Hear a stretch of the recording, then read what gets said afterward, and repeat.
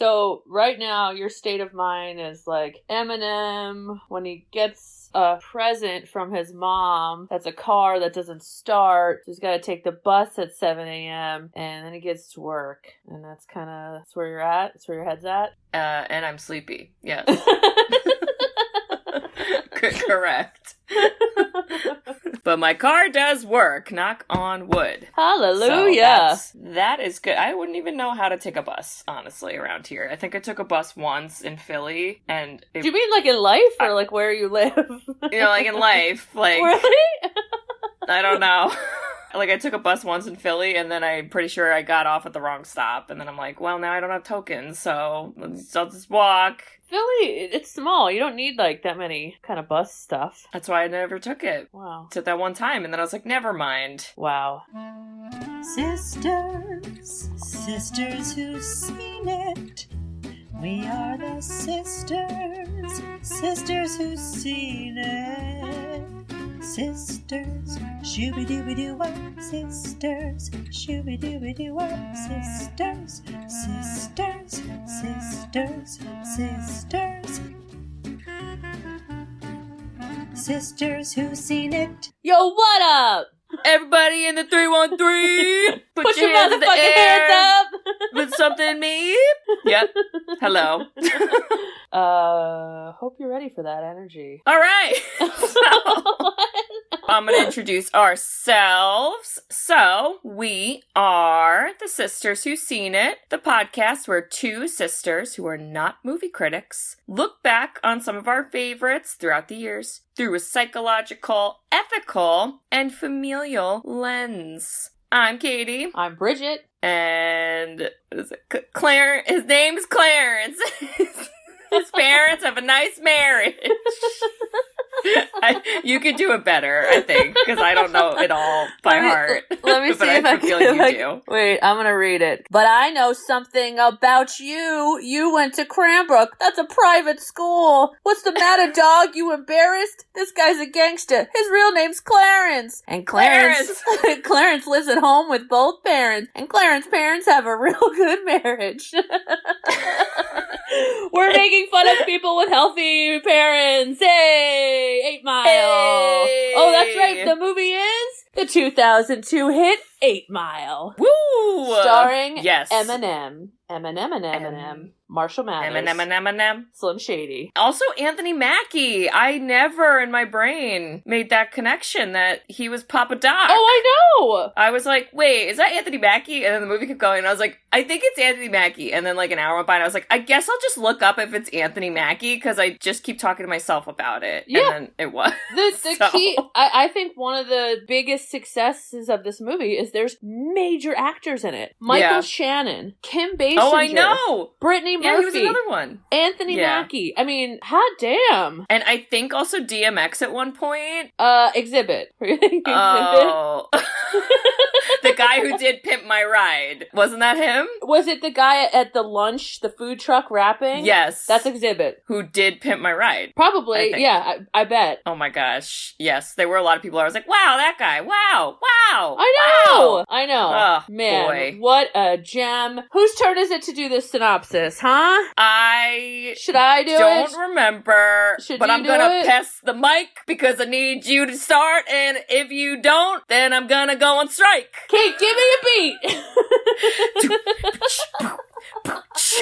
Okay, listeners, I want to start off by apologizing that we are two white girls from the suburbs that have no rhythm or rapping skills, but we will be trying all episode long. So if you There's hate gonna be it, a lot of ad-libs. just forward it, pause it when appropriately, or join along. We still love this movie. Okay, so yes. Where do we start out? Well, we start out, which is very informative to the title, 8 Mile, the location in Detroit that basically is this, like, border between what would be kind of lower income area to more of, like, higher income suburbs. And this is where Eminem is from. This is a somewhat biography of his life. I read that there are some things that aren't totally true, but this is probably his most popular when Eminem, like, blew up. And then this movie came out, and so I think a lot of people knew a lot of his backstory from his songs, and so it's semi-autobiographical. So, I read on a Reddit thread, and I think this is a perfect way to describe it. Do you like rapping? Do you like boxing?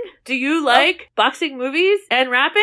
You'll like this movie! Because I feel like the rap battle that it starts with has a very, like, boxing vibe. Oh, I was like boxing because we punch people sometimes, but I get what you mean. It's the back and forth. The back and forth and the, like, everyone's, like, watching the crowd and it's, like, the final moments and they go quick. Yeah. It's like they each get 45 seconds or something. So Eminem is at, let's say, an underground club called The Shelter. And this is where they do these rap battles. And I'll tell you, in 2002, depending on where you grew up, you probably didn't realize, like, rap battles were, like, a thing. Because hip-hop kind of started that to be this very popular thing. Mm-hmm. And so, you know, growing up where we grew up, there's no one doing rap battles. And if they are, they really shouldn't have been doing rap battles. So this was very cool to see how this goes down. And Eminem chokes. He chokes super hard. He doesn't say anything. Now, everybody's choking. Wow.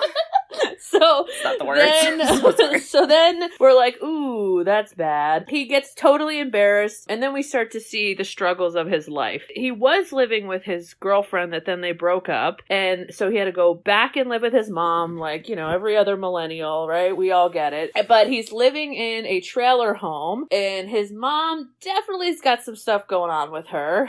He has a little sister who, what we're thinking is like 6 and 9, something like that. I think so. Yeah, and then she's with this boyfriend who is played by Michael Shannon, and she is Kim Basinger, and you're like, look at these actors. Yeah, so, you know, the home life kind of is giving me some serious Nancy from The Craft vibes. Wow. Okay? All right? Yes. All right. Nobody has psychic powers, though. No, they don't. Eminem does not. Unless but we he don't has know. lyricist powers, possibly. So then we go to his job, and he works at, like, a stamping factory for cars. Everything is dismal. There's no sunlight in this whole film ever. And it's, like, cold and wet all the time. It's cold and wet, and everyone's got puffy jackets, and they just look miserable. And so we start to see this, like, not-so-perfect life. But he loves to rap, and everyone is saying how good he is, and he has this crew. And his crew is, what, the 313? Is that what they call themselves? Yeah, which I think is just the zip code for that area in Detroit, so... Well, that's simple. I don't know, but that's, like, their, like, friend group label. Yes. And they're kind of like young teenage boys, or like, I don't know, young 20s, so they do dumb stuff. Yeah, it came off that way. Yeah, they do dumb stuff, like they smoke weed together, and they go party, and they drive around and shoot paintballs at cop cars. What? And so, you know, but at the same time, all they want to do is, like, rap battle. And Eminem's character's name is B Rabbit, okay, because his mom said he used to look like a bunny rabbit with big ears and buck teeth. Ouch. And then everyone, when he got older, they were like, it's actually because he likes to have sex. And you're like, oh, all right, well, that just got weird. I think both of those are bad descriptors of both of those scenarios. Yeah. So, well, that's unfortunate. But his best friend, Future, played by Mekhi Phifer. Amazing. I can't get by Mekhi Phifer. I know none of the words, by the way. Well, we're very clear that both of us will probably have to read the words to all the songs. But he's this hype man, and he runs these rap battles, and throughout the whole movie, he's like, come on, B-Rabbit, like, I want to get you up there, you're the best, I want to hype you up. He's really this, like, magical best friend that's just supporting him throughout the way. It's like the Jack Black self-esteem fairy. Oh my god, he really is. But he's, like, way cooler, and since Eminem's, like, this, like, trashy white guy, he, like, gives him the street cred. Yeah. So he's, like, the street cred, self-confidence Jack Black fairy. Yes. Yeah? Okay. So, in the 313. put your motherfucking hands up.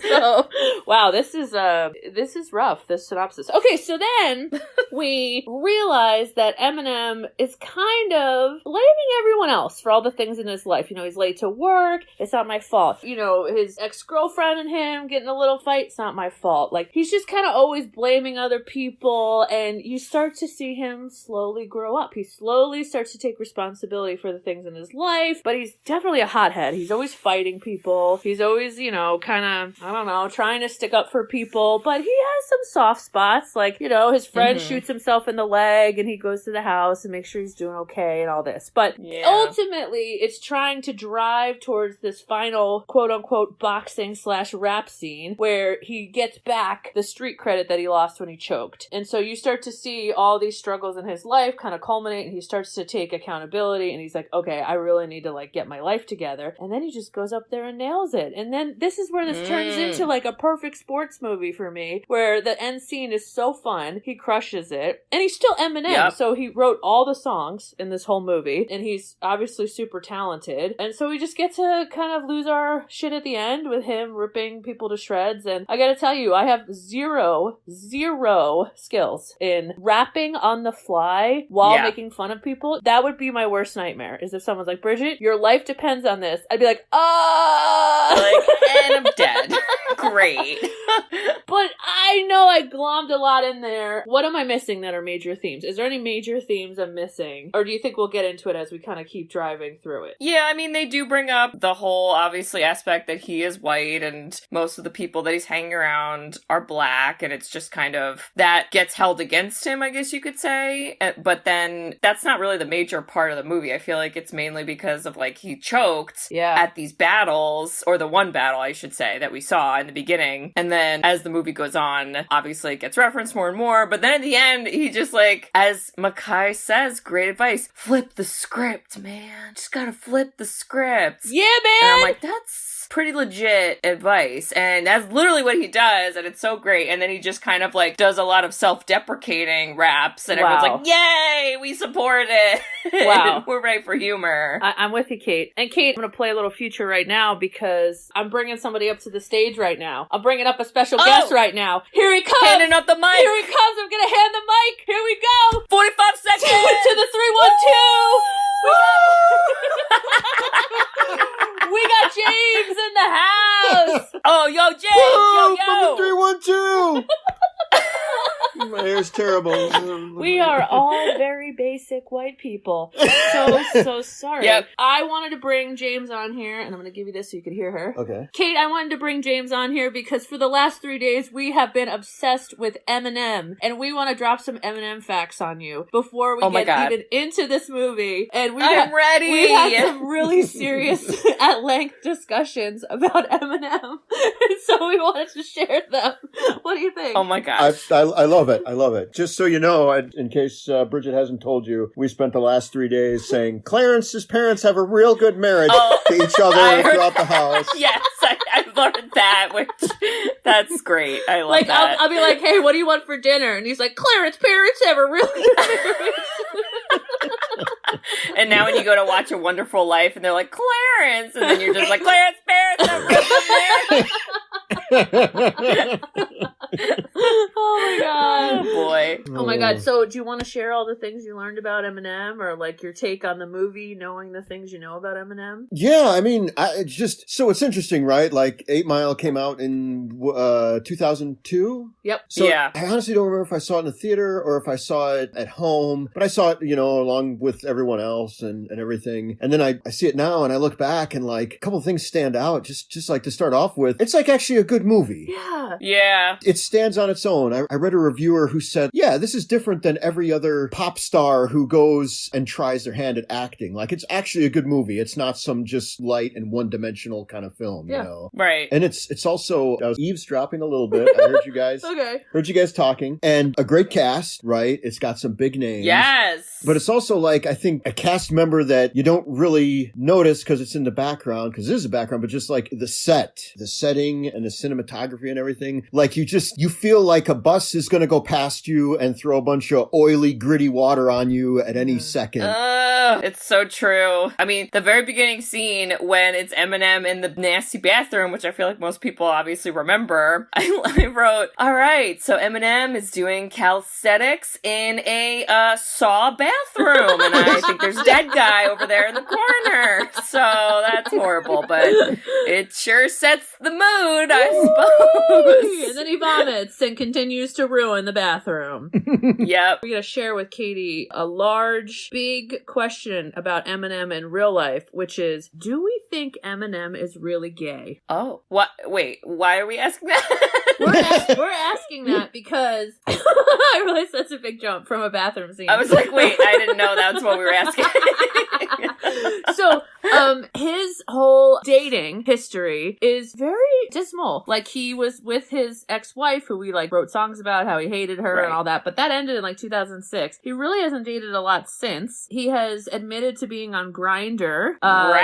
He did a cameo as a parody in The Interview, where he admits he's gay as, like, a joke. Well, they kind of bring up a lot of, like, gay conversations in the movie a little bit, too. Yes. And So he, like, defends a guy who is gay. So Gen Z, our Marys of the world, want to cancel him because he uses, like, the F word, the gay slur F word all the time. But he, like, has all these pieces defending him. And even in the movie, he defends a guy who's gay. Yeah. And so we were going on and on about this, like, long, lengthy discussion. Like, how cool would it be if Eminem comes back for, like, a third act in his rap career as, like, a badass hardcore gay rapper? And he just, like, comes out and then he just, like, is ridiculous and is, like, really just, like, angry for all of the gay community. I mean, that would be kind of awesome. That was our breakfast discussion.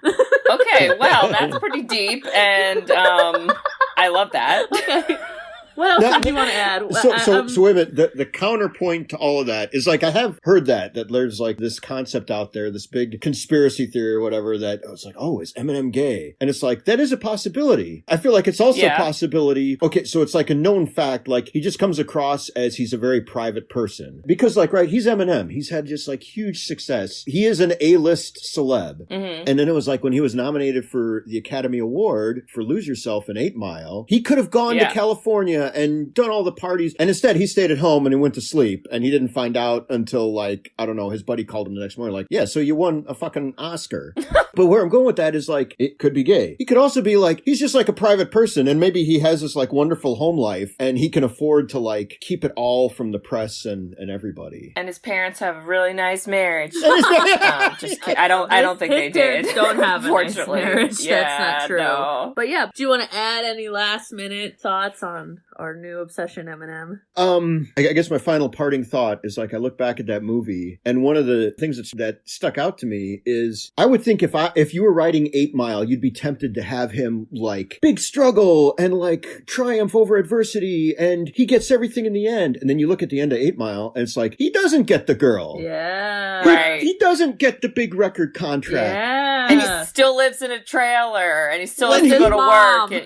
Yeah, he still has a shitty job. And all he has is, like, he kind of grew up a little bit. He went from less of being this, like, punk kid to more like, yeah, I gotta have responsibilities. I gotta go to work. Yeah. It's like, this rap battle is just kid shit. I gotta go to work. Right. And the fact that you could hang a whole movie on that is pretty impressive. Yeah, I like the ending, like you said. And I think it was for that reason, where I was like, this is more realistic. Because I was literally like, okay, we have, like, 2 minutes left in the movie. So I feel, because I don't remember how it ended, honestly. I was like, I know you're gonna win the rap battle, but I don't know, like, what's gonna be after. Does it just cut there? And then there was, like, a little scene where his friends were like, let's party, and he's like, gotta go to work, deuces. And then you're like, okay, bye. And I was like, well, wow. I guess that's real life. So yeah. It's not like he walks out of the club and there's, like, a famous, like, Dr. Dre's there. Dr. Dre is there with the contract. Yeah, like, I'm glad. Sign on the dotted line, Eminem. Here's $4 million. Right. Yeah. Well, thanks, James, for coming on and giving us your amazing Thank thoughts. you. And I always feel like he's got a great voice. I always tell him he's got, like, a great, like, radio voice. So yeah, the listeners get a little break from our nasally voices. Well, thank you guys for having me on. I'm looking forward to this podcast. Woo! We love you. Yay! So it was just kind of like we went down in the rabbit hole on all these things. But as you mentioned, the Saw-like bathroom, that's where we start, and it's disgusting. Very scary. Don't like it, and he throws up. His mom's spaghetti. Mom's spaghetti, knees weak. Oh. And then he goes out to rap, and you find out, like, oh, he's about to, like, go do this battle, and he's nervous, and his arms are spaghetti or whatever. and everybody's like kind of like being a little rude to him too when he's like, I gotta go on stage, and the bouncer's like, no you don't, you're not going on stage, and he's like, I'm battling, and then you kind of see like he's arguing, but then we see Mekhi Phifer. Ooh. And I literally wrote Mekhi in all my notes. Future. So I'm not even, his name is Future. It's Future. Okay. So Future is like, don't worry, he's with me, and then the bouncer's like, okay, now you're fine. And you're like, oof. In real life, the guy who was Future to Eminem was named Proof, who is actually has a little cameo in this movie, and it was like his best friend growing up, and he really gave him like the actual street credit, because he's still like this white kid trying to play in this predominantly black world, black culture, right? Like the times of like, how do you not appropriate? And that's why he was never accepted until Future, and in his real life Proof, which is a very sad story because that guy got shot in 2006. So 4 years after this movie, his best friend got shot and died. Oh my god, that's horrible. I know. What was the cameo that he did? So he was in the audience. He was in the audience, and like he was like, you could hear him like shouting things and talking, but like if you saw his face, you'd be like, oh, okay, that's who he is. Because for all of Eminem's like initial concerts, Proof was the actual hype man. Like if you went to a concert, he would like introduce him and be on stage with him and all that. So it's kind of cool. He like takes his real friends in life and kind of brings them into his celebrity world. But Mekhi Phifer, I thought, was perfect. Love him. Because that's kind of an intense acting role, because they had some fights, man. Yeah. Yeah, but he gives him the street cred that gets him on, and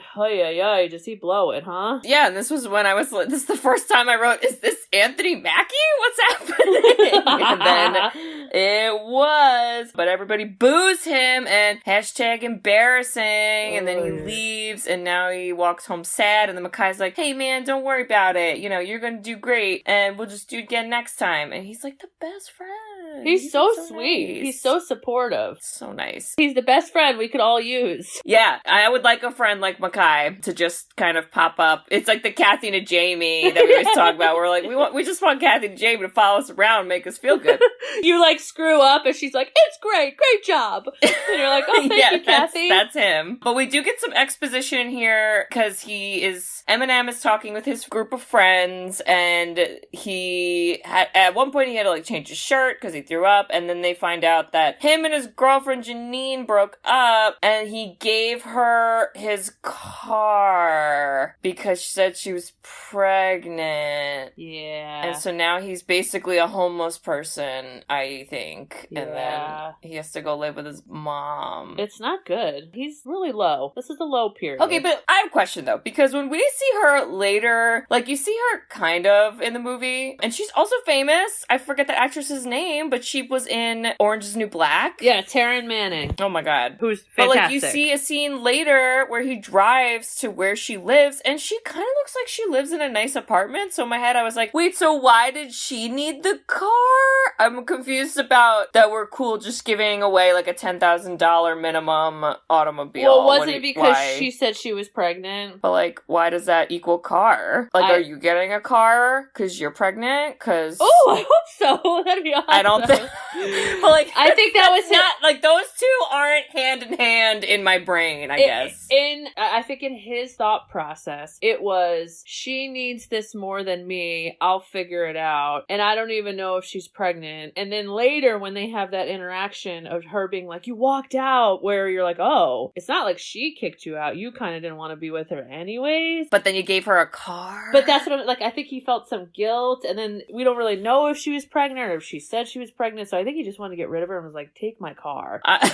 But it's very, very, very brief and not touched on, because Brittany Murphy comes in and she's like the star, the love interest of the whole movie. Taryn Manning's in the back seat. You saw her for 3 scenes. Yeah, we're gonna talk about Brittany Murphy because she's a lot, but we don't meet her right away. Yeah. So he goes to his mom's trailer, and the first thing we see is gross sex. I hate it. Is naked Kim Basinger as his mom and Michael Shannon having sex on the couch. Ew. And then you find out that the little kid is like hanging out down 2 feet over there because it's a trailer. What? I don't like it. I hate it. But, like, it really was trying to be, like, white trashy. Like, how do we show, like, very, very obvious white trashy? And they were like, you couldn't have called. And he's like, the phone doesn't work. Yeah, and she's like, don't start with me. Anyway, great to see you. Oh, you lost your car? Oh, you poor thing. Anyway, get along with this guy that's, like, kind of my boyfriend. And you're like, this is a lot. There's a lot of, a lot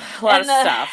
It was endless series of how do I get a meal ticket out of this shithole. And his mom thought dating Michael Shannon was going to give her a meal ticket because he was waiting on his disability check, and that was supposed to be all this money. And so she was kind of like stringing along with him because they had no money. She would just go to bingo to try to like get money. And so she was like, don't screw this up for me. Like, you haven't been here. I'm trying to get us out of this, and now you're coming back and living with us, and don't screw this up. And you're just like, oh God. And Michael Shannon was a big old jerk to Eminem, and Eminem was a big old jerk back, and it just did not seem good. It seemed very bad to all be in one place. It was horrible, and I want Lily to go live with the lady in the trailer next door because she seemed cool, but okay, God, it's fine. I know. It was so sad. Lily was like the person as the audience, right? Like, she would always like look sad or look scared, and it's like, that's how we feel. We don't want to be there. I was like, Lily, I feel ya. Let's go cry together in the corner. Jeez. But don't worry, because his mom goes, you know what? I'm going to get you an early birthday present. Here's a car that doesn't work.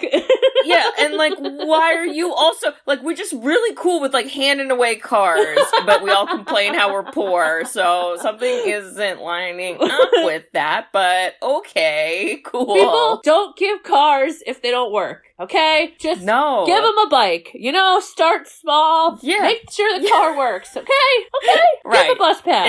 Exactly. Could have sold the car for probably at least $2,000, and then maybe we wouldn't have had some of the stupid stuff happen. Yeah. All right, well, fine. Well, so then we find out he works at a, so it's a, what do they do with this place? So like, because I just wrote, it's a metal factory. It's metal stamping so that the pieces of the car that have to be like shaped in a certain way to all fit together, that's what they're doing. Oh, okay. It's the same theme as the movie. It's like dark, dirty, dismal, cold, loud. Everything was just like, bleh. Like, no, it seems like nobody wanted to work there. Nope. But this is where we then meet Brittany Murphy's character, whose name is Alex. Okay, give me your take on her. Okay. I can't wait. If my opinion of her is the same as the world's in this movie. Okay. I go, this entire movie is watching Brittany Murphy dance from afar. Yeah, kind of. All she did was like, hey, I'm Alex. And then she would walk away, and like somehow every other scene was her like just dancing and looking at Eminem from afar. And I'm like, what in the world is happening? She was a lot. She was also on the meal ticket train. She was not really a nice person. No. I thought she was a lot. She was a lot. I just felt like she goes from like 0 to 100 in like every scene. Like she'd be like, hey, and you're like, hi, nice to see you. And then she's like, quick, should we have sex? We're doing sex right now. And you're like, oh, I didn't know that. Now I guess we're doing that. And then you're like, what? That sex scene. All the time. It felt like that with her. Yes. It was weird. She did not do anything half-ass. I guess not. She did it, as Ron Swanson would say, she did it whole ass. Whole ass. Yeah.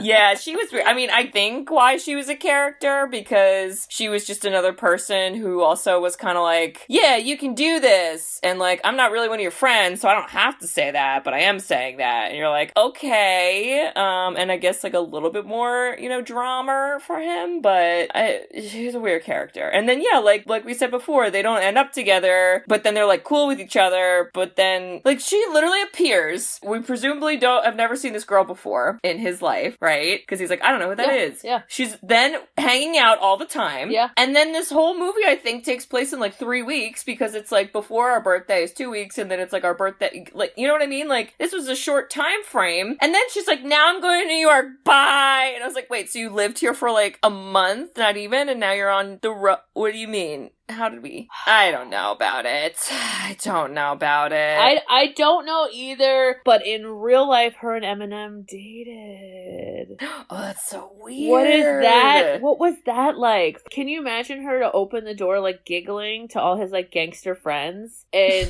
she's just, I hope she's just dancing in the corner. Like, every time she walks into a room, she just is like, oh. And I hope that her hair was, like, directly horizontal out from her head. It was so very spiky. Lord Farquhar. Or how do you say his name? How do you say his name?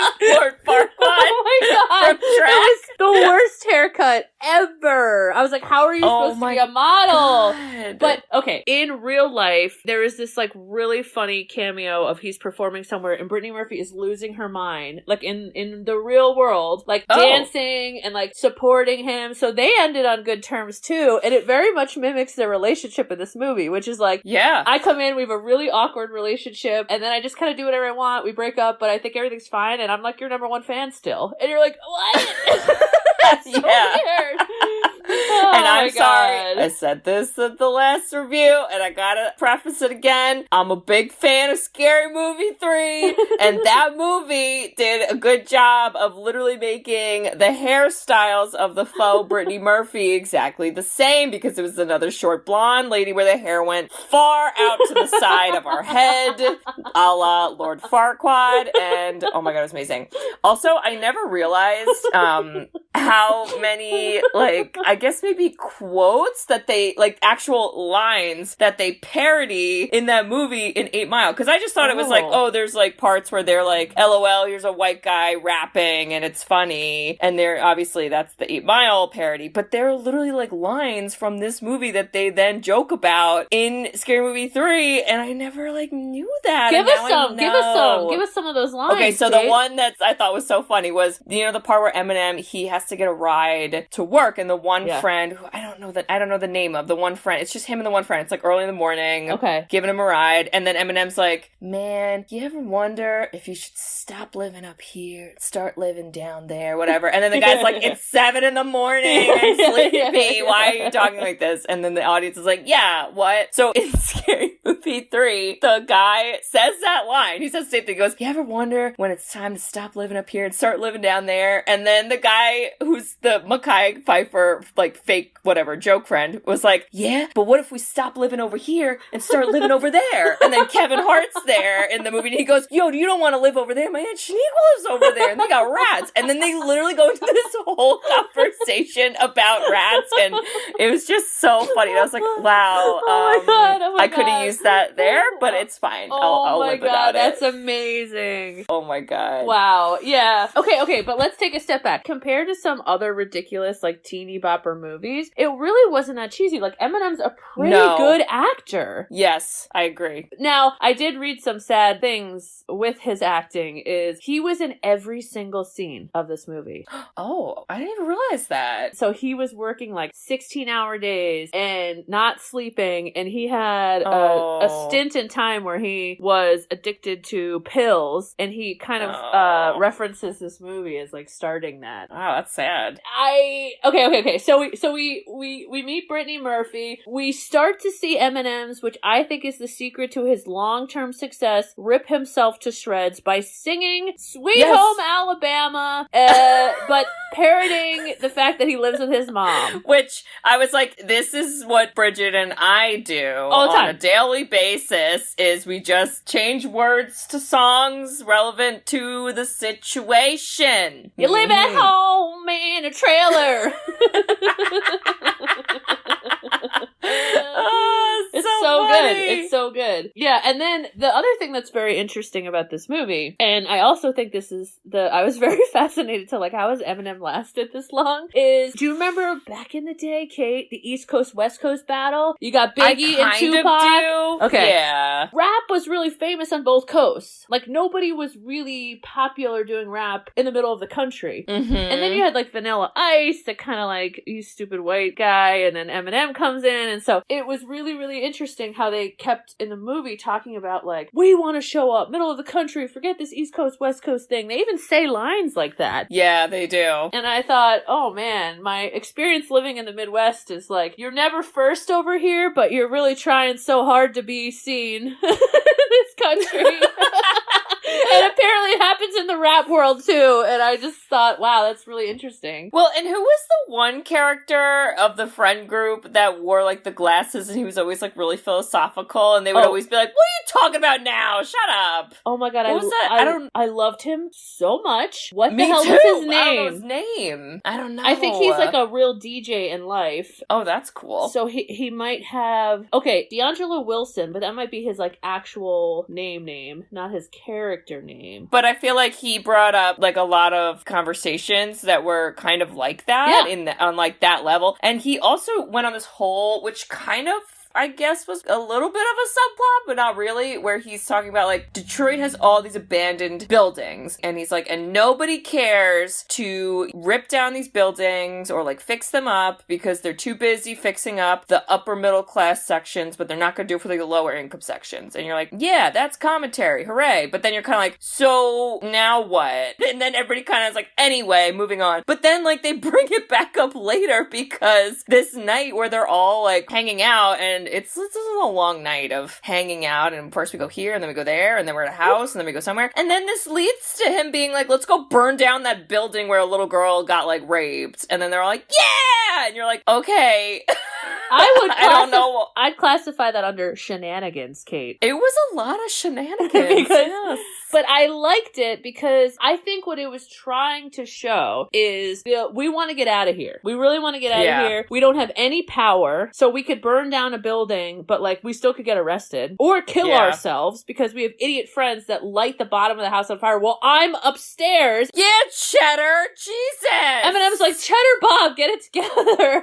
Honestly, oh my Cheddar god, Bob was struggling. We've all had a Cheddar Bob friend, right? Haven't we all? Yeah. Or, like, known someone like Cheddar Bob where you're like, come on, don't try to light your friends on fire. No. But I don't know, it was kind of this, it felt very much like no one's gonna win. Like, it felt very just like, you're surviving. You are surviving this. That's the best you're gonna do. Well, and then at one point then he finds a picture of, like, a nice family from, like, that house that's burning down, and then, like, he doesn't really talk about the picture to anyone, but, like, he has a conversation with Alex as they're watching the house burn down, and he's like, you know, I used to want to, like, live in a place like this, and now we're, like, actively burning it down, because it's almost like sometimes the idea of things isn't what you think it is, and yeah. I was gonna go to his one friend. They're always like, we're gonna get all the chicks, and we're gonna be loaded, and we're gonna have limousines. That guy. And Eminem was like, no, we're not. I'm taking the bus to work, and we're freaking losers, and I can't think that way. And I read, again, I went down the Eminem rabbit hole, that he's, like, not a spender. Like, there was there's a famous line with him and his business manager where he wanted to buy a watch. I don't know, and he's like, hey, do I have enough money to, like, buy a watch? And the guy was like, do you mean, like, the watch company? Yeah. Do you want to buy the island of watches? What do you mean? So, like, there's this, I don't know, I think he kind of always had that, I'm still stuck in this, you know? Like, it's not, like, it doesn't happen for me to hit the lottery and get out. A la Nancy and her mom from The Craft buying a jukebox. It doesn't happen. And a dumb couch, but no table to eat dinner at. Yes, we don't forget. People don't forget. Well, it's fine because we go from setting a building on fire to then he goes home and his mom's like, hey, we're being evicted. So, yeah, get ready for that, because it's happening. And then they get in, like, another argument. Oh, man. It's sad. And then Eminem's like, great. You don't have money. I don't have money. What's gonna happen to Lily, who he was always, like, soft to? And when is Greg's check coming through, Mom? Because you're hanging on to this guy who's not paying anything. And she's like, don't tell him we're gonna get evicted. And I'm like, why not? Why wouldn't you? Yeah, I'm confused. Also, where is Greg all day? Is he working? Does anybody work? Okay. Cool. I don't know. Does Lily go to school? Anybody? Oh my God. What, Lily? I was thinking, I was like, Katie's going to talk all about Lily and be like, what is the protocol, guys? What's the protocol with Lily? like it's not good. It's not good. Tell you that.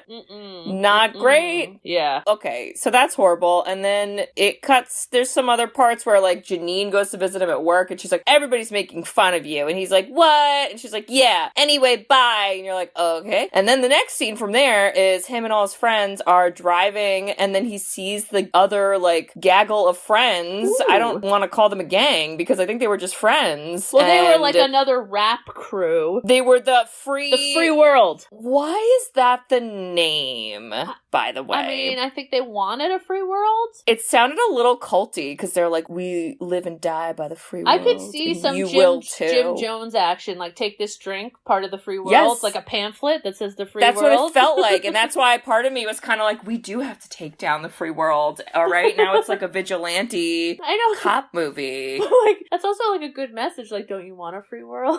Like, you know? Yeah, but that's like how Scientologists, like, recruit people. They're like, don't you want to, like, be enlightened and learn the truth? And you're like, that sounds lovely. And then you're like, wait, no! Kimmy Schmidt, it's all a lie.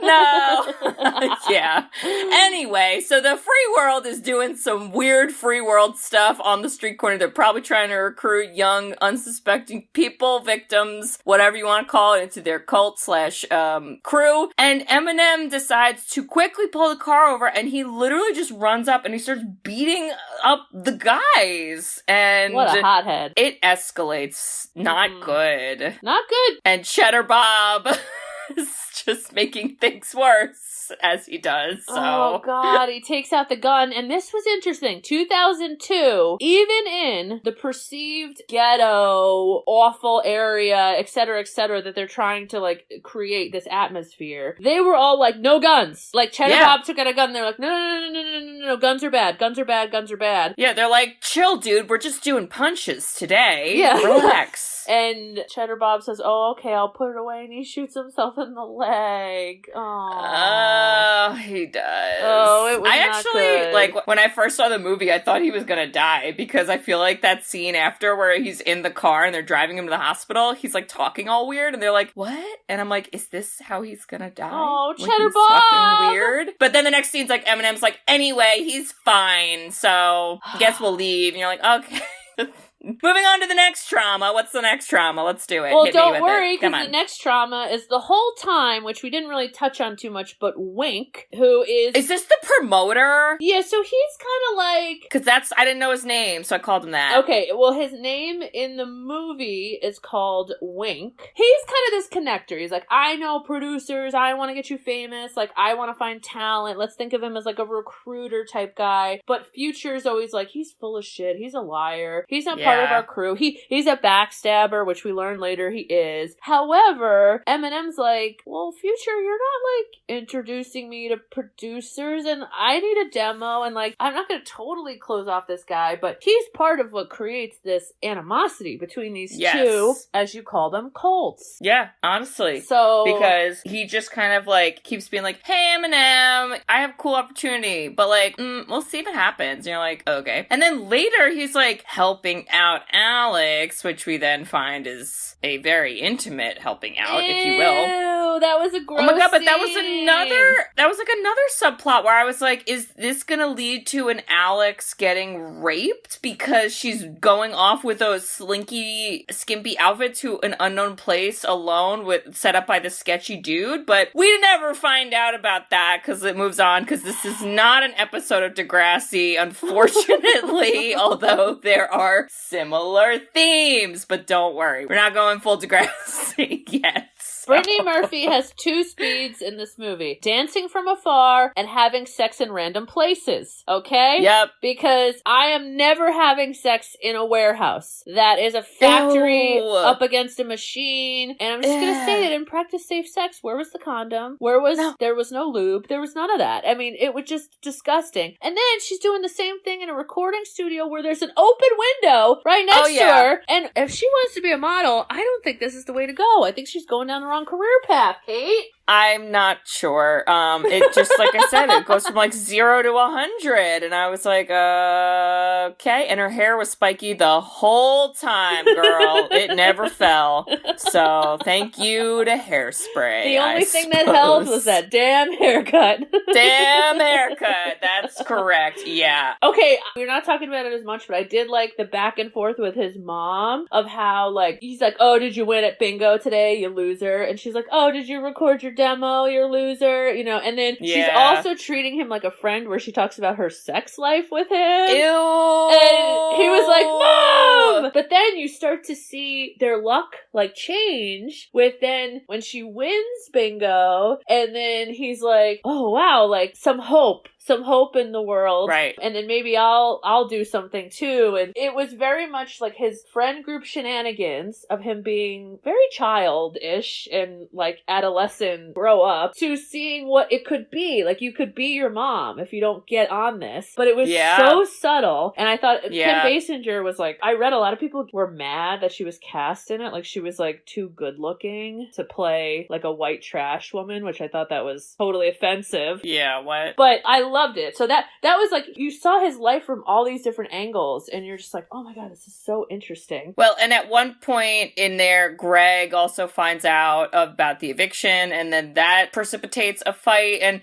this is another horrible part because, I mean, I like seeing the guy Greg getting punched in the face, but I don't like when it's happening in front of Lily, who's crying under the table. And Lily. I just had to share this because obviously I watched this in my house, in my living room, and Bear was laying on the couch with me. And when she started like crying in that scene, Bear was like, ooh, like Bear was like sad because he hates when little kids are sad because and I wish Lily had a bear with her in that part, because then maybe it would be a little better. And Bear is a 300-pound Rottweiler you have.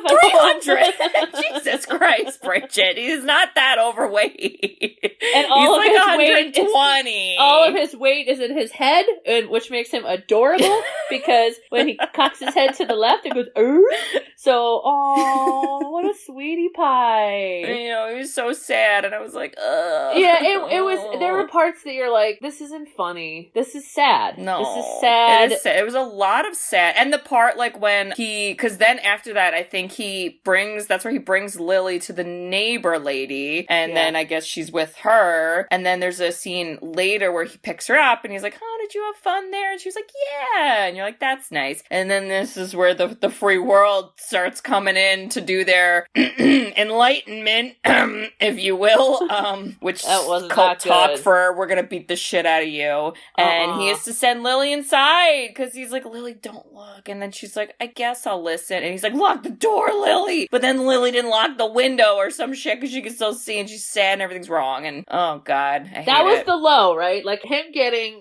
utter crap. First of all, it's like he had to move Lily because his mom was like on drugs or drunk because Greg left her. Lily's left alone. He's like, I gotta go to work. I'll bring Lily to the friend's house. I just saw my girl have sex with this guy that's supposed to be supporting me. My best friend Future is becoming a pushy mom and I'm fighting against him because I'm scared. And then we end with literally him getting the crap beat out of him. Yeah. Which is like, oof, boy, it can't get worse. But I didn't know if this was a fake threat where the guy puts a gun to his head and then Wink. I hated that. Wink was like, no. And I thought, wait, was he like actually going to kill him? Or I don't know. It was like kind of intense. Bridge, those cults are crazy. I would put nothing past them. I tell you. Anthony Mackie's got to get it together, okay? Like, he's got to get it together. I know he's been in so many things, but I love that he had that type of role because that's such a different role than most recently, because he's the new, like, Captain America now. God. It's crazy. In the Marvel universe. And he's, like, such, like, a nice, like, yeah, I'm gonna do the right thing. And you're like, yeah! And, like, you believe it. And then you see it in this movie where he's like, I'm gonna fucking shoot you in the face and fucking kill you. And you're like, I'm scared. But I believe it, Anthony. Wow. I mean, you had the Papa Doc side of him and then the Clarence side of him. And good thing Clarence revealed. Clarence has real nice parents. But yeah, but it's low. He gets to work on time. His boss, who's been giving him crap, is finally like, hey man, you want those extra shifts? And Rabbit's like, hell yeah, I do, because my mom won bingo. We know that's not gonna last, and I need some money. Yeah. And then everyone's like, I liked that part. Right, I did too, because it was like, he shows himself growing up, and you're like, all right. Well, it's also kind of like, not that it didn't feel like necessarily maybe hard work, but just like that he was consistently going to work, and that like, even with all the crap he was going through, like, he's still showing up. And I liked how then the boss was like, all right, like, yeah, I'm gonna, like, reward you for this now. And I'm like, again, this is very realistic. Yeah. And I don't think a lot of people think of it in that sense of, like, that being almost an accomplishment of literally just showing up when you're going through all this shit. But, like, it is. It is. So, like, kudos to you, Eminem. Or Rabbit, or I don't know, Jimmy, whatever. What was his name? It was like Jimmy not Jimmy John's. That's a sandwich place. I don't know. I think it was Jimmy Smith, but when James referenced that earlier, you and I both laughed at the same time because Oh, really? I think we both were thinking of our brother Jimmy. Because honestly, well, when our brother Jimmy, at one point in his life, I very strongly felt like he looked like Eminem. Eminem and Kevin James. A mix of Eminem and Kevin James. Wow. That's our brother. That's our brother. But at one point in his life, he definitely had an Eminem attitude, so... I don't think I'm gonna get it, so this isn't like a bad surprise, but I might have texted Jimmy and said, can you record yourself singing Eminem? Because I think he has the most accurate Eminem impression ever. Do you remember when he used to rap like Eminem? No! Oh my god, Kate, he sounds exactly like him. Oh, is he Eminem? I mean... Or did we just discover something? God damn it, is our brother Eminem? Are there two of them? Is that why Eminem's been laying low all this time? Because he's really our brother who's married with a child and lives in New Jersey. Wow, now he's Clarence with real good parents. Clarence with the parents! Oh my god. Okay. So we're basically like, here we go. Is he gonna show up? Is he gonna choke? Because he's kind of made us believe he's not going to the rap battle. But his mom won bingo. He got extra shifts. He's feeling some hope, and he's riding that hope wave. And then he goes to his buddy at work, and it's like, hey, can you cover for me a bit? Because I stuck up for you at the food trucks, when you were getting made fun of. The guy's like, I got you. Don't worry about it. And Eminem just goes behind the trash can, gets his new sweater that doesn't have Mom Spaghetti vomit on it. And oh hell yeah, he goes to that same old shitty bathroom, Kate, but he is ready this time, and he has nothing to lose, and it is so awesome. And this is the Rocky moment. Yes, I love this. This is where Makai goes, "You got to flip the scripts tonight," and I'm like, hell yeah, fucking love that. So fun. Okay, we need to talk about this breakdown. Okay. Okay, I don't know, and this, like, happens today. This is still, I know that there's, like, a big mainstream show that Nick Cannon is on. Oh, Wildin' Out? Where they, like, do rap battles like this. I think it's Wildin' Out. Yeah, because, like, in 2002, it's really only, like, underground, cool, street rap battling. Yeah. And I'm just gonna tell you from where we grew up, I don't know what that looks like. And I don't know if people that are actually in this world look at this rap battle and they're like, this is lame. But I thought it was the coolest thing ever because I cannot think of insults that rhyme quickly. Nope. In the moment. I could barely think of it without rhyming. Okay? There's no way. Like, I am still stuck on Whoopi Goldberg's Bless You, and I thought that was a great comeback. I mean, I'm really low here. I also love how it's, like, you compared it to a boxing match in the beginning, but it's really kind of like one person goes for the set amount of time, like you said, and then the other person has to go. So that's interesting, too, because it's kind of like, well, would you want to go first and you're the one who starts? Or do you want to have time to give a retort and, like, be the one to respond? And it was interesting because I think, like, you saw in the beginning and all the other battles up until this point, all of the people going against Eminem were like, oh, I'm gonna go first and, like, destroy because they all knew that he would, like, choke out. And in the beginning, that's what happened. But then at this part, he, like, fires back and he basically just takes all the insults that were said about him and he kind of, like, acknowledges them, but then, like, also throws it back at the other guys. And oh my god, I loved it. And then he moons the dude. We got mooning, people. Hashtag blue moon a la Grease style. Oh, it happened on stage. My god, I loved it so much. It was a butt. We saw a butt. Also, I realized, I think it was his second battle, because he had a total of 3 rounds with 3 different people leading to the infamous Anthony Mackie, a.k.a. Papa Doc, a.k.a. cult leader of the free world. Yes. And I think his second one, I cannot find the actual lyrics, and there's no way I could actually repeat this well. But he's like, yeah, I am a rabbit, and you're in, like, a turtle race or something. Oh, and then he goes from regular beat, like, rapping to really, really, really fast, where he's like,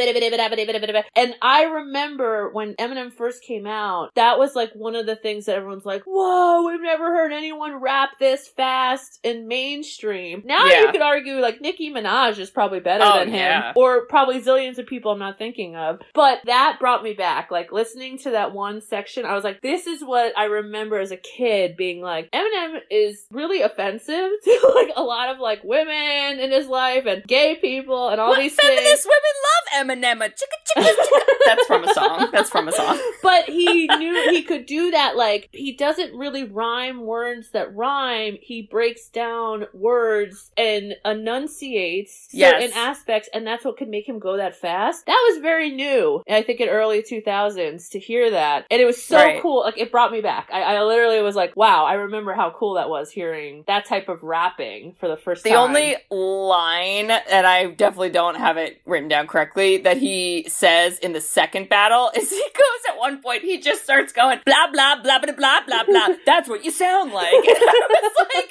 I think that's what I would do. Like, I would just, like, do a bunch of gibberish and be like, that's what you are. But he made it sound cool. Okay, so I have the line right here. This guy keeps screaming. He's paranoid. Quick, someone get his ass another steroid. Blah, blah, blue, blue, blah, blah, blah, blah. I can hear a word you said. Hibbity-doo, blah. Like, that would literally be me. I would just start doing random gibberish and then be like, that's what you sound like, huh? Oh my god. I'm ready. In the podcast indie universe, it's like us versus another podcast group. We somehow end up in a rap battle, and our only defense is like, blah, blah, blue, blah, blah, blah. And then I moon everybody, and that's our end scene. Done. And then when you're going, I'm laughing hysterically. When I'm going, you're laughing hysterically. And it just throws everybody off because they don't know how to handle all the noise. And then we win. Yes, that's a great strategy. We blow out their hearing. We will hearing. absolutely take down the free world this way. We blow out their hearing. It's brilliant. Oh my god. But the thing that the last scene, when he goes first, to your point, with whatever, Papa Doc, he does what I think is the reason Eminem can stand the test of time, is he rips his whole life to shreds. Yeah. He's like, I know what you're going to say about me, and here we go, and I'm going to say it first. Yeah. And you're like, that's kind of smart. I'm white, I'm a bum, I live in a trailer with my mom. He makes fun of all of his friends, which I was like, ooh, okay. Cheddar Bob shot himself in the leg. Yeah. Cheddar Bob's like, yeah, dude, woo! I was like, Cheddar. And he's like, this guy fucked my girl, you know, and he's like, but I'm still standing. And you're like, Rocky, give it to me. You're still standing. Oh, my God. Yeah, I love it. I love it so hard. It's so good. And then obviously the best line ever, as I quoted earlier, about Clarence. And I think... I gotta tell you, I would be the choke artist in all of these rap battles, because when he hands the mic to Papa Doc to be like, all right, give me a comeback, I'd be like, words, and I'd walk off the stage too. And then the whole audience starts chanting, fuck free world, 313, fuck free world, 313. I was like, again, I think we all live in 313, but yes, fuck free world, because they are cults and we don't like it. Yes. And then I wrote, and we still see Brittany Murphy dancing from a distance at this scene. Again. Her and Eminem, like, give each other the finger, too, and you're like, ha, okay, cool, bye, forever. Oh my god. In a way, they actually had kind of a magical, like, relationship. They're like, it is what it is. And then we end with him basically being like, I gotta go off on my own, Makai. Thank you for supporting me, but now I need to walk down this alley. Oh, it's really dark and cold and sad and lonely, but I gotta do it, Makai. Makai's like, yeah, you do it. And then we hear the best song ever! Ugh, Katie, so good. I want you, whether it's in this moment now, I will wait. To walk down an alley? No.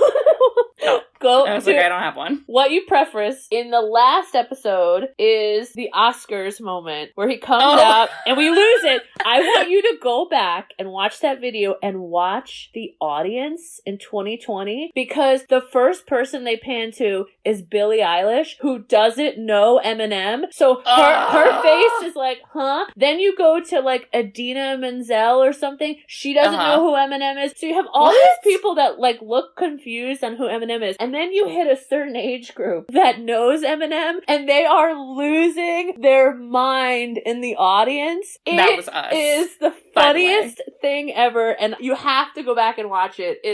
It's perfection. Oh my god. But that was literally, like, because it's also just one of those songs, too, like, I don't know, and some rap songs, I guess, are kind of like this, but it's unique in the sense that it does have kind of like a slower build, where you hear that beginning beat, and you know, like, oh, shit, we know what's coming.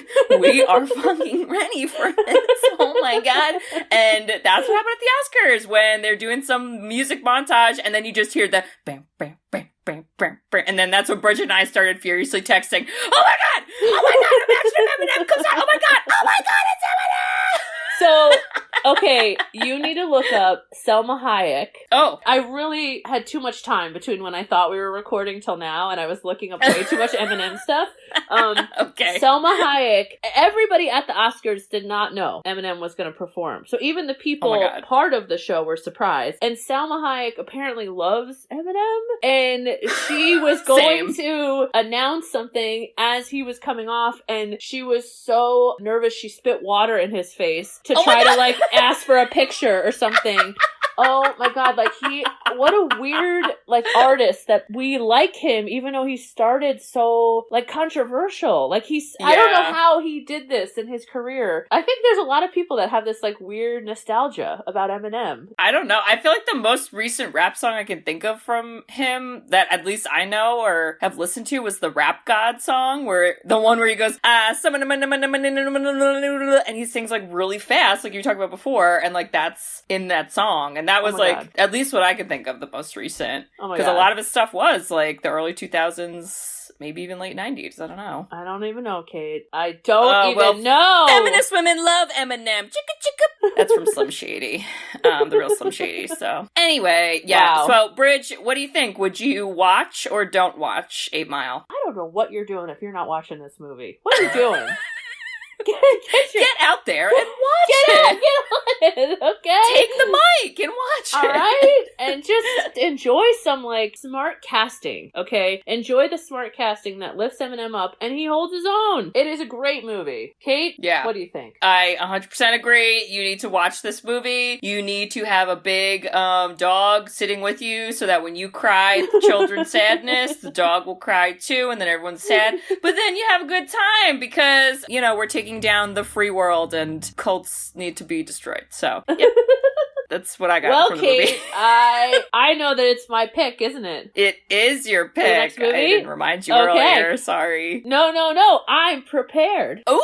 Mm-hmm. All right. And I'm tying it in to somewhat of a theme. Oh. So this is somewhat timely, okay? And I think it'll be a good, just like Future was a good hype man for Eminem, I think this movie is going to be a good hype for a giant world event coming in early February 2022. Okay. I'm going to look this up, and I want you to get excited about this. Okay. This is from Kate, 1993, which is the best year for movies. Yay! We love it. It is an American, that's all right. American comedy sports film. Oh, that could be anything. Oh, and Kate, what's coming up in February 4th, 2022? Do you know? February 4th? February 4th, 2022, Kate, is the Beijing Olympics! Oh, I mean, yeah! And, totally. And I look at the Olympics like it is my Super Bowl. I am so freaking obsessed with the Olympics. And let me tell you what movie that comes out in 1993 that's going to make you think of it. Feel the rhythm, feel the rhyme. Come on up, baby, it's bobsled time! Bobsled!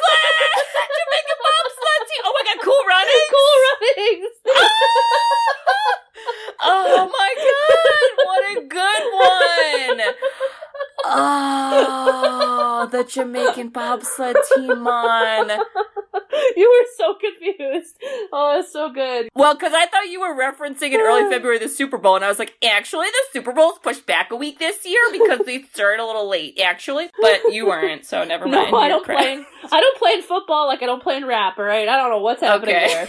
Oh my god. Oh my god. I haven't seen this movie in a long time. Oh, yes, Kate. We're dealing with John Candy. We're dealing with, John Candy. Yep, we're dealing with all the people on the bobsled team who I need to look up their names because I don't know, but I'm sure they went on to be famous. I know none of these people at all. Oh, my God. Absolutely none of them. But, we love our 90s sports children's movies. Oh, my God. Kate, the budget for this movie was $17 million, and it went on to gross $155 million. Holy shit. Jesus. Holy cow. I don't think Jamaican bobsled is a thing. Is that real? Probably not, but I think it's not. We're going to learn all about it, because I did a thesis paper on Eminem, so I need to get up my same level of energy for this. Bridget's gonna take some notes and present in front of a council. Yep. Oh, boy. Oh, good pick. I'm telling you, though, I was talking about this with someone recently. If Kevin Hart and Snoop Dogg don't have their Olympic highlights for the Winter Olympics, I'm gonna be so then mad. I'm gonna write a letter to someone because I need that so badly. That's all I want in life. Katie, I didn't even think of that. I hope I don't know if they are. I haven't seen anything about it, but maybe they're like waiting to surprise us all because they know it's a surprise. I have about 5 unnecessary TV subscriptions, okay? These Netflix, HBO, Amazon, okay? Ridiculous. Oh, don't get rid of your Netflix. I may or may not share that with you. Okay, well, I'll tell you this. If Snoop Dogg and Kevin Hart, I think it was like Peacock or something ridiculous, yes, I will buy another subscription I don't need literally for those two. Literally for those two. Because they're amazing. Oh my God. Snoop Dogg talking about the Winter Olympics? Can you imagine him talking about snow and skiing? Stop. No, I just want them to wear Fair Isle sweaters and I don't even know. I could just see it now. Wait, it's amazing. Oh my God. You mean Argyle? What did she say?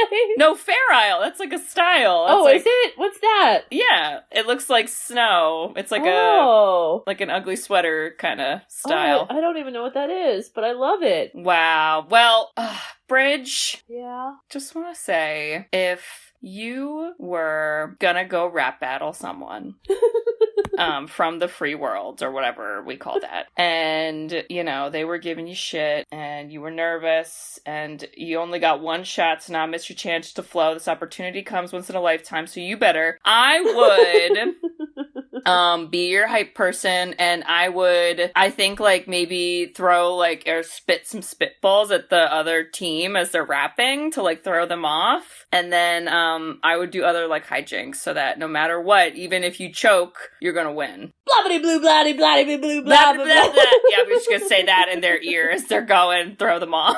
Wow, so, Kate. Yep. Wow. Would you even throw a moon in there for me? Oh, with my butt? Maybe. I don't know about that. We'll see. I don't know how else you moon, but okay. Well, Kate. Yes, Bridge. Kate, if you happen to want to start your modeling career in New York and you happen to live in 8 Mile for 3 weeks while you kind of had a bunch of fun with a bunch of men, and you were asking me what hairdresser to go to. Oh dear, that's important. I would tell you to avoid the one that makes your hair look like Lord Farquaad, or however you say his name. Oh, thank you, Bridge. So your modeling career could actually take off.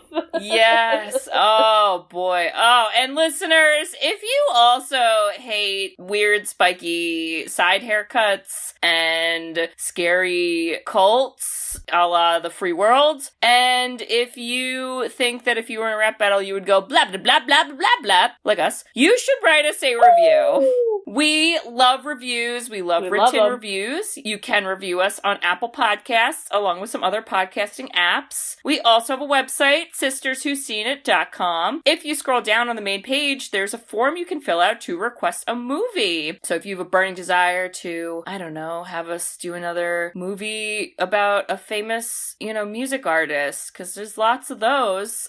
This one might be the best of all of them. So definitely. It's kind of going downhill, but that's fine. Whatevs.